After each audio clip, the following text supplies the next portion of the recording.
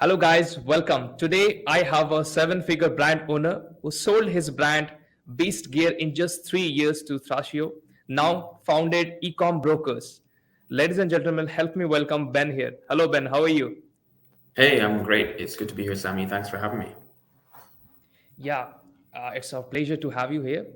So, obviously, we love to talk to sellers, and you have a really good story, and that story led to found ecom brokers. So, first, what we're going to do is we're going to first look over your story of founding the brand, then building it, and then going over to what ecom broker is and how sellers can benefit from it. Right. So, Sounds great. why not you give us a little bit brief and a little bit story background of what was your first product and how you go by finding that first product and launching it. Sure. So, when I started my business, I did the opposite to what a lot of people do and what a lot of the so called gurus teach. I didn't search for a product opportunity. I wasn't using clever software tools to find some gap on Amazon or anywhere else online. I created a brand based on my passion. So, I have a passion for fitness training. And in 2016, I needed something to do. I needed a hobby to keep me Mhm. occupied because I couldn't train because I had a heart condition. And I'm fine now, but I had to take some time off work and some time away from my training. And I had this idea to improve my training gear and sell it into gyms. And my first product was a jump rope, a skipping rope for boxers and CrossFitters, which were two of my main passions at the Okay. time. And while I was developing the product, I realized I didn't have to sell directly into gyms, I could sell online. And Hmm. the first product I sold online was the skipping rope called the Beast Rope. And that was the first product and the flagship product for the brand. And that's how I got started. Okay. So was that product successful? Yeah, absolutely. So, just to give you a little bit of context, the first order I placed with my manufacturer for that product was for 500 units. And the Okay. last order I placed with my manufacturer after I sold the business was, or just before I sold the business, was for a Hmm. 250,000 units of that product. Wow. So yeah, that product was very successful. It was our flagship product and probably our most successful product. Hmm. So have you faced any sort of challenges while launching your first product? Oh yeah, absolutely. For instance, I developed the product like this, right? And you have to Hmm. remember at this point I knew nothing about business or e-commerce or selling online. I was learning by doing because I had a scientific background. So I kind of, like a scientist, right? I was testing hypotheses and testing ideas. And I tested manufacturing partners. I found different manufacturing partners and I requested prototypes and samples from them. And then I narrowed it down from, say, 10 to three or four who I liked. And then within those three or four manufacturing partners, I would take different components and test them with athletes that I knew and with myself, of course, and refine the product and ask my manufacturing partners, right, can you take this part and put it together, get rid of that bit, change this bit, make this bit longer, that type of thing. So eventually we landed on our first product. That was all great. I developed a good product. But then here was the first challenge. I was starting to learn more about e-commerce and I was listening to podcasts and watching videos and reading blogs. And I nearly fell for the lie that all the gurus tell that you need to have picked a product using one of these tools, which is matching certain criteria in terms of size and weight and competition and price and all of this stuff. And so I'd already paid for my first order. It was on a ship from China to the UK. And I started to panic. And I was thinking, oh no, I've picked the wrong product. Because I was starting to pay attention to all these gurus and I nearly fell for the lies, right? And Yeah. actually, when the product arrived, it was already on the ship, so there was nothing I could do about it. So I thought, well, I'll just try and make it work. And when it arrived, of course it worked because I had developed a high quality product with a strong brand identity, and I was building a Hmm. brand around it and marketing it to the right people. So it doesn't matter any of the using these tools to try and game the system doesn't matter. What matters more is building a legitimate brand.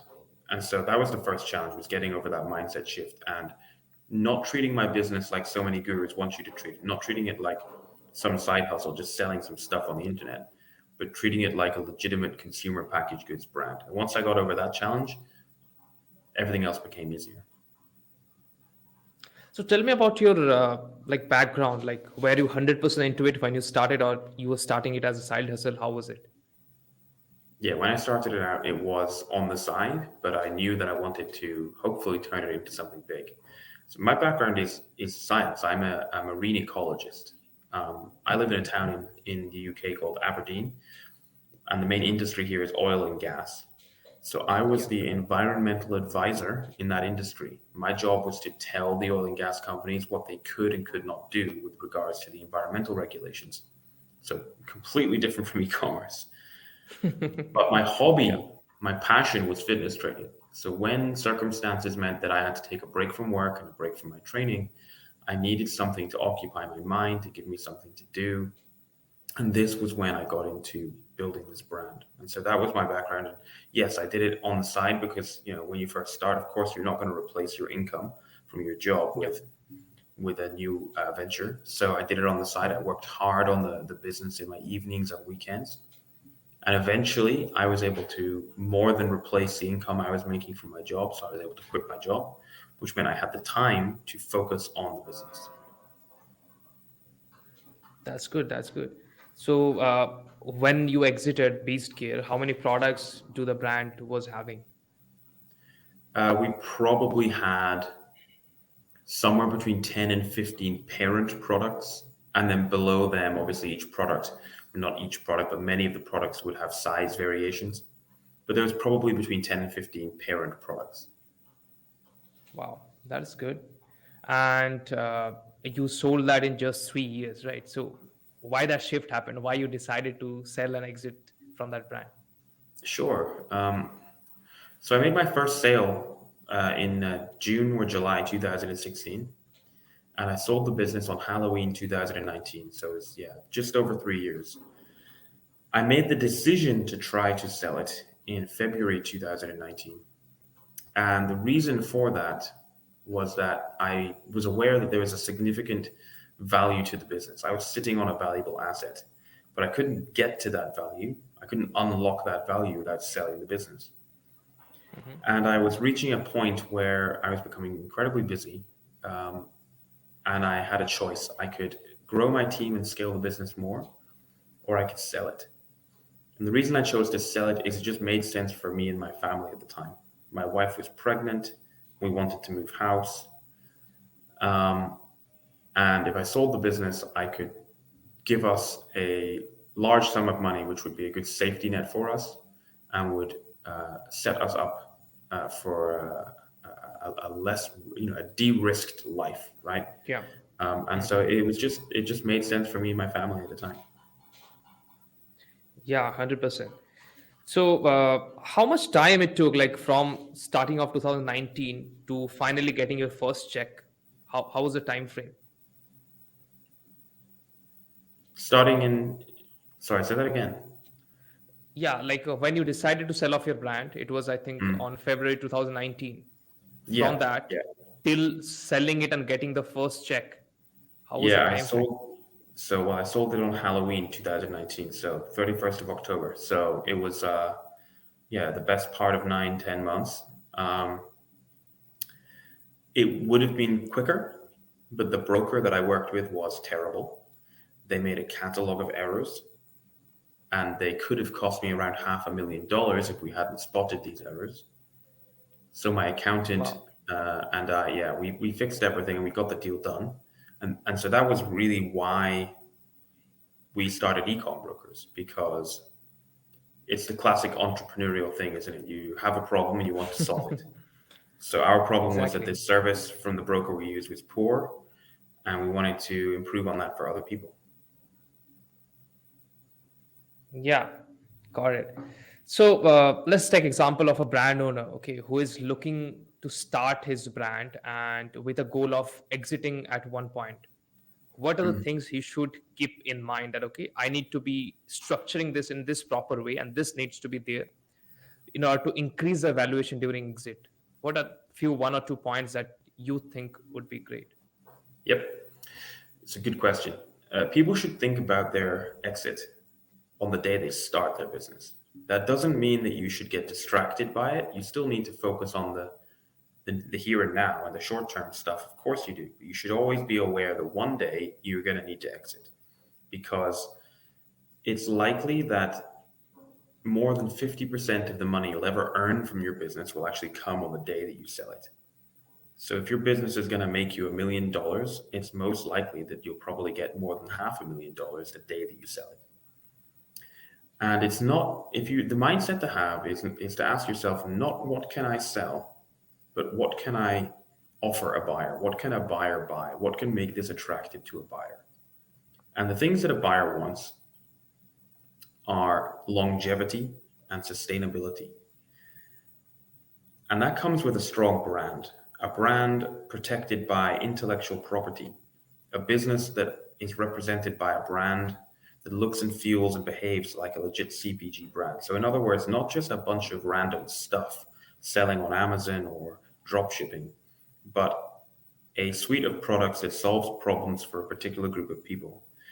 A brand that has a legion of raving fans who want to buy every product that you sell and that gets excited when they order new products from you and is subscribed to your newsletter and eager for your latest products to launch, that follows you on Instagram, listens to your podcast, watches your YouTube channel.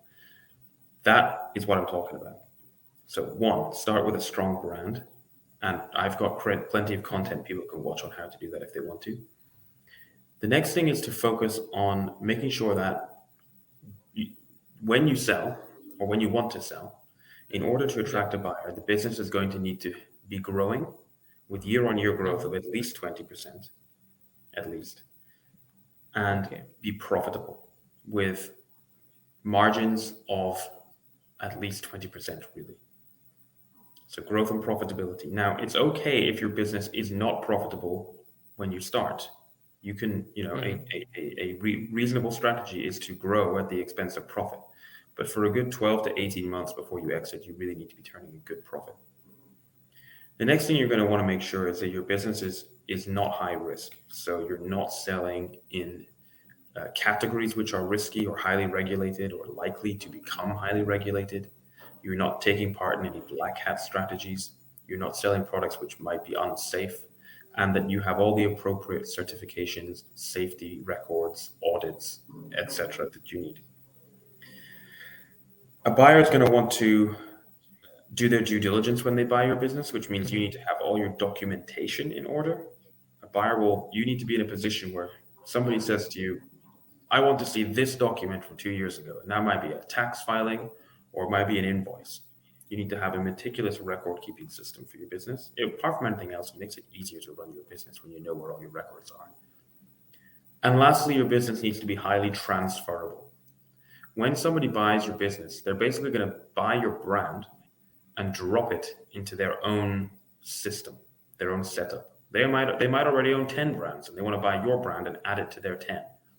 And the way to make that attractive and easy for them is to have a well-oiled, slick machine, a business that is built with an operations manual and systems and processes that detail all the tasks that happen in your business. It would be a great idea to have a team of people so that the business doesn't wholly rely on you. And it would be a great idea to automate as many things as you can with software and also by outsourcing to agencies where you need to. So those are the big main things, right? Brand, growth and profitability, risk, documentation, and transferability. Yeah, I mean, that was great points. So what I came to know about is ecom brokers and how it separates from other aggregators is basically you yourself is a seller. You were a seller and you know exactly what needs to be there in order to grow that brand as well and add more value to it. So what one or two points do you think separates ecom brokers from other aggregators?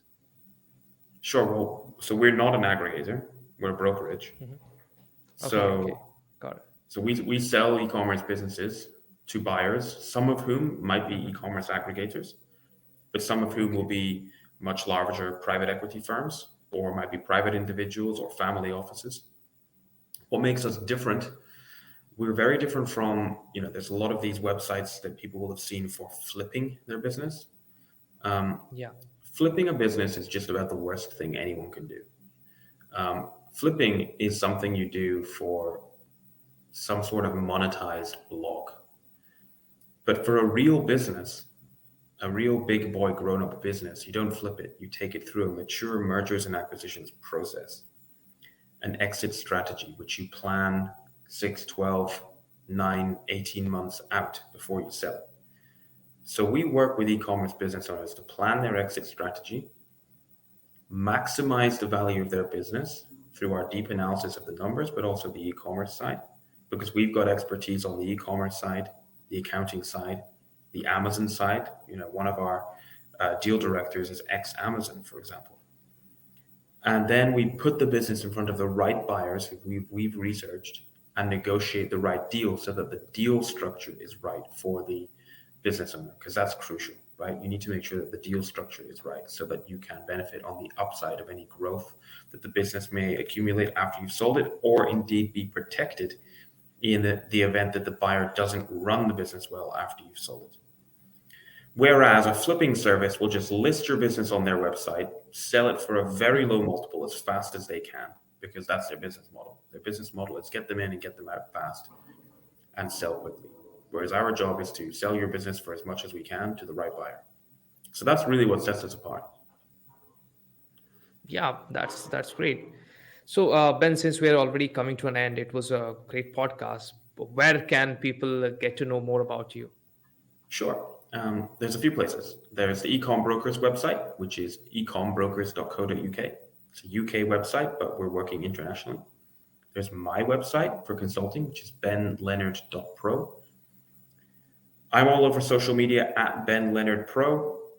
You can email me, ben@ecombokers.co.uk. Those are the main places. I'm very happy to help people. So if they want to get in touch and plan their exit strategy, I'm here to help. Yeah, I think you already got a YouTube channel as well, sharing content Yeah, there as well, right? that's right. Yeah, if you go to benleonard.pro/YT for YouTube, you'll find my Mhm. channel there. And there's content on there. That's great. That's great. Thank you so much, Ben. Thank you for sharing such valuable insights today. I really appreciate you coming to our show. Pleasure. Thanks for having me, Sammy.